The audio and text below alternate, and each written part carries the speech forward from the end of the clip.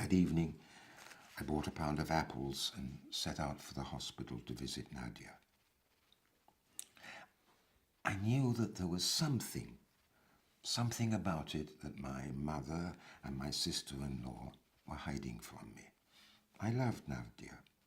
I loved her from habit, the same habit that made me love all that generation, which had been so brought up on defeat and displacement that it had come to think that a happy life was a kind of social deviation.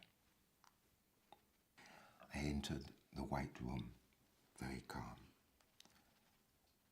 Ill children have something of saintliness, and how much more so if the child is ill as a result of cruel, painful wounds.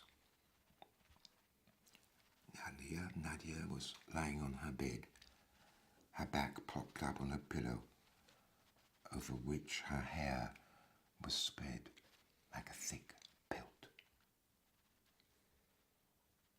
There was a profound silence in her wide eyes, and a tear always shining in the depths of her black pupils.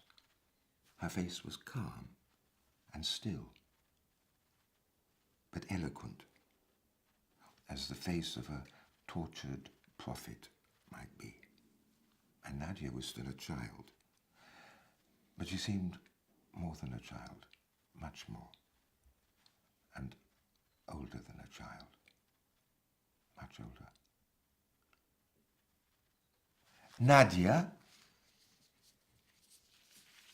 I've no idea whether I was the one who said it, or whether it was someone else behind me, but she raised her eyes to me, and I felt them dissolve me like a piece of sugar that has fallen into a hot cup of tea.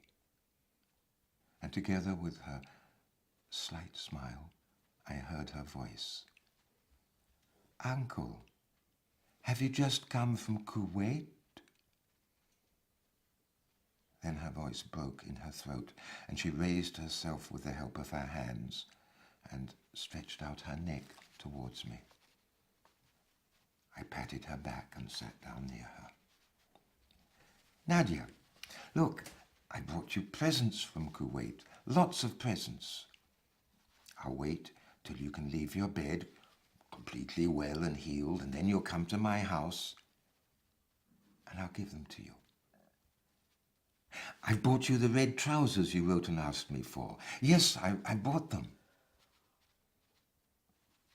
It was a lie, born of the tense situation. But as I uttered it, I felt that I was speaking the truth for the first time. Nadia trembled, as though she had had an electric shock, and lowered her head in a terrible silence. I felt her tears wetting the back of my hand.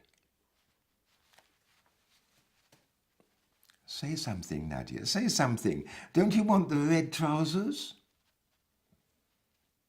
She lifted her gaze to me and made as if to speak, but then she stopped, gritted her teeth, and I heard her voice again, coming from far away. Uncle. She stretched out her hand, lifted the white coverlet with her fingers, and pointed to her leg, amputated from the top of the thigh. I went out of the hospital in Gaza that day. The blazing sun filled the streets with the color of blood. And Gaza was brand new, Mustafa. You and I never saw it like this. The stones piled up at the beginning of the Shahia quarter, where we lived, had a meaning. This Gaza in which we had lived, and with whose good people we had spent 7 years of defeat, was something new. It seemed to me just a beginning. I don't know why I thought it was just a beginning. I I imagined that the main street that I walked along on the way back home, I imagined it was only the beginning of a long, long, long road leading to Safad. Everything in this Gaza throbbed with sadness, which was not confined to weeping. It was a challenge. More than that,